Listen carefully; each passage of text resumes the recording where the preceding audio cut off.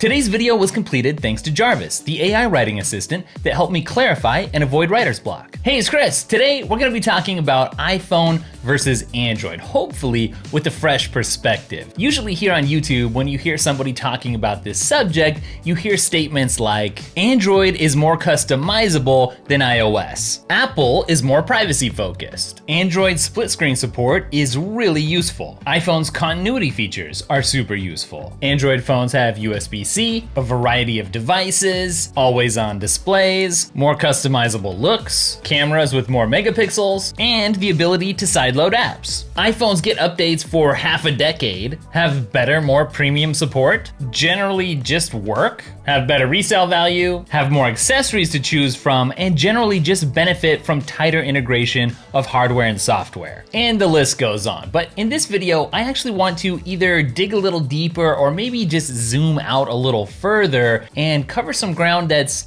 maybe more interesting, or in some ways maybe even more important.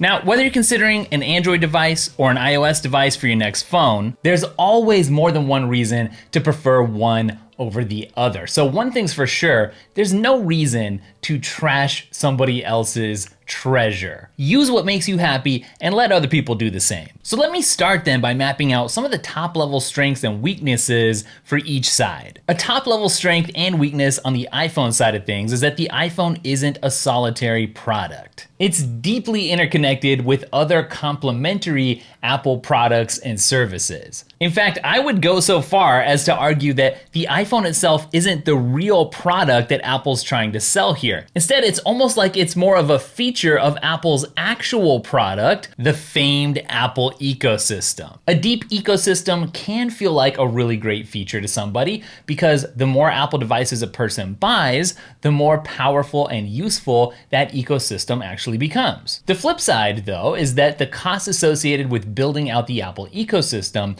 make switching away expensive. Maybe for some people, prohibitively so. Now, a top level strength and weakness on the Android side of things is its reliance on Google's surveillance capitalism machine. Because at its heart, Google is not in fact in the business of selling phones as much as it's in the business of selling ads. So the more private information and experiences Google has access to, the more personalized, targeted, and effective their operating system, apps, services, and yes, ads can be. Now, a more personalized experience can feel like a really great feature to people because the more a company knows about you, the more efficiently they can serve you. The flip side, though, is that efficiency might come at the expense of true autonomy. If your information is productized and potentially exploited on this platform, can you ever truly be certain that the products you're buying and the information you're consuming is of your own free will? So pick your poison, because there really is no such thing as the perfect phone or the perfect company.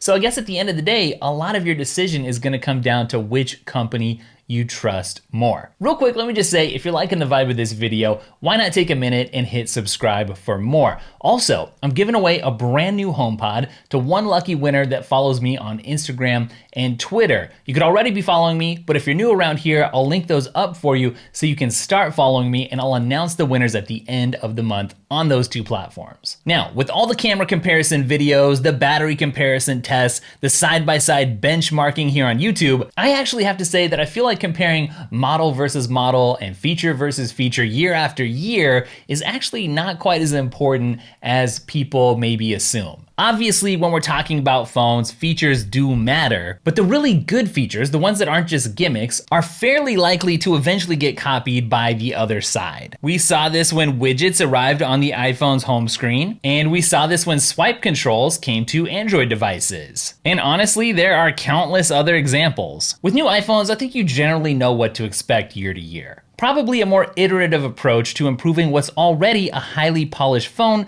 that basically just works. Each year, I think it's pretty clear that Apple's mostly concerned with competing against itself, and only itself, instead of trying to outdo the latest and greatest Android devices out there, even though oftentimes that is exactly what ends up happening. Similarly, I think the majority of Android devices are basically fighting it out amongst themselves every year, mostly just trying to get a bigger slice of the overall Android pie. As a result of that, Android manufacturers manufacturers are incentivized to try to grab headlines by being not just iteratively different, but radically different, if they can. And sometimes this does lead to breakthroughs like periscopic zooms, but other times it also leads to gimmicks like glasses-free 3D screens. In either case, what you would consider the core smartphone experience rarely if ever changes year to year. Smartphones text, they game, they browse, they email, they call, they take photos, they control smart homes, and a new form factor like a foldable or a more private browsing experience like Apple's Private Relay don't really do all that much to change the fundamental smartphone experience. And like I said, the truly standout features are likely to get copied by either side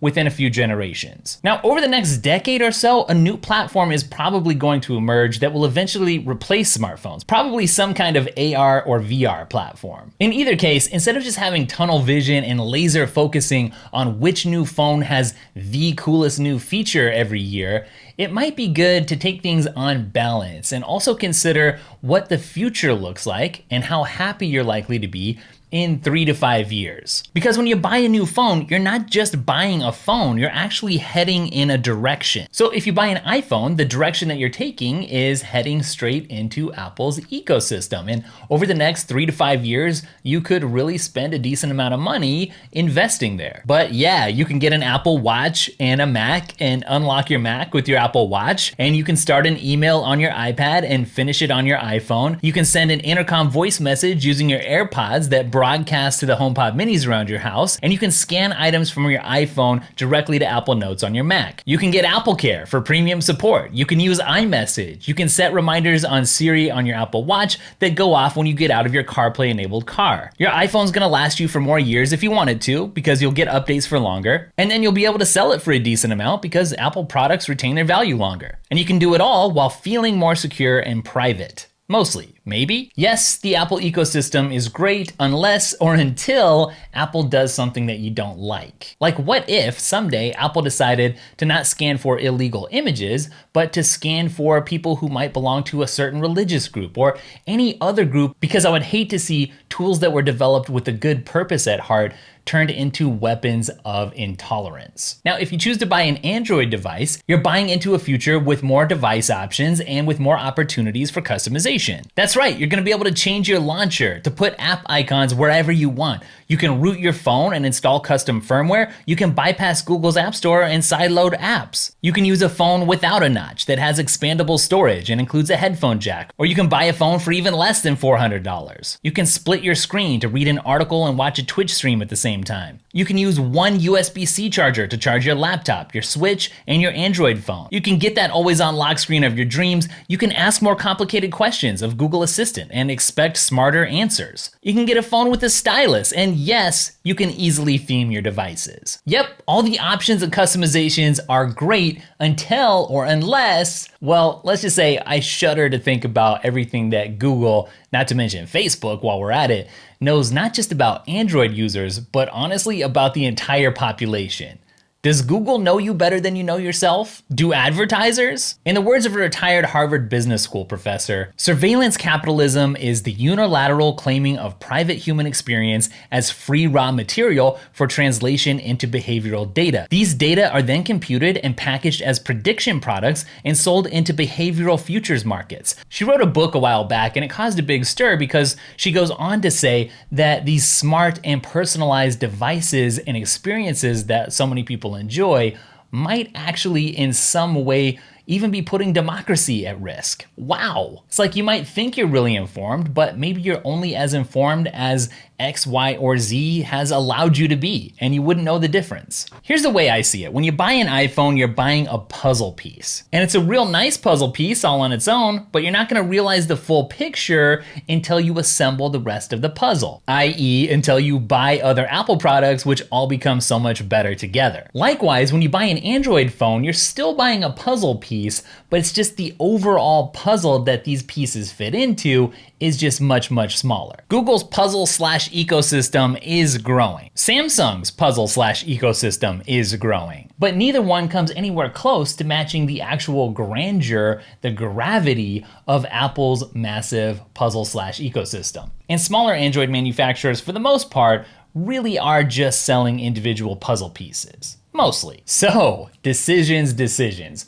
For me personally, I can just say I have chosen to go down the iPhone and Apple route, at least for the time being. It served me really well in the past, and I do feel like I produced high quality work using Apple's products. Some people, like one Linus Sebastian, might think of iPhones as incremental, expensive, and boring. But to me, iPhones are reliable, premium, and ready to go right out of the box. I find that for me personally, I wouldn't be spending a whole lot of time customizing the grid layout of my home screen or trying to overclock or underclock my phone for gaming or battery performance. If you're looking to get into the Apple ecosystem, you can do so for as little as $399 with the iPhone SE. And you could even install all your favorite Google apps if you really wanted to, and even create a shortcut to use Google Assistant in place of Siri. You could essentially turn your iPhone into a kind of an Android in a way, while still being able to take advantage of all the benefits of being in the Apple ecosystem. Now, if you're looking to switch over to Android, you really can't pull all your Apple apps over with you. The only Apple app that's really available over on the Android side is Apple Music. But there are all kinds of phones at all kinds of price points with all sorts of form factors, with all sorts of manufacturer takes on what the best version of Android might look like. And you get to choose from all of those. Now, you do have people out there saying things like Android phones are categorically cheap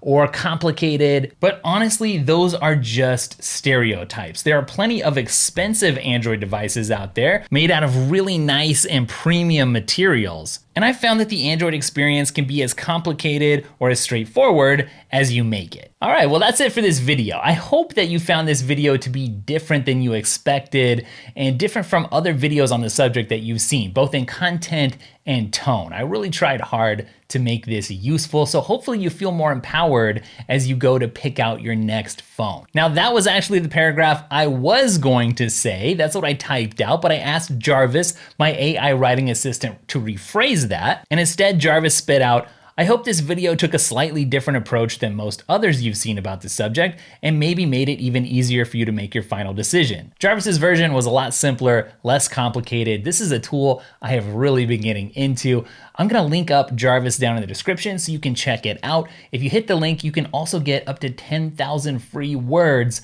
to play around with. If you're interested, don't forget to enter the HOMEPOD giveaway. All you need to do is be following me on Twitter and Instagram. Again, those links are down below. And also, I would love for you to hang out with me on the Hey It's Chris podcast. That is also linked up down below. Thanks for watching today, and I'll catch you guys in the next video or podcast or tweet or reel or whatever, wherever we connect. Later.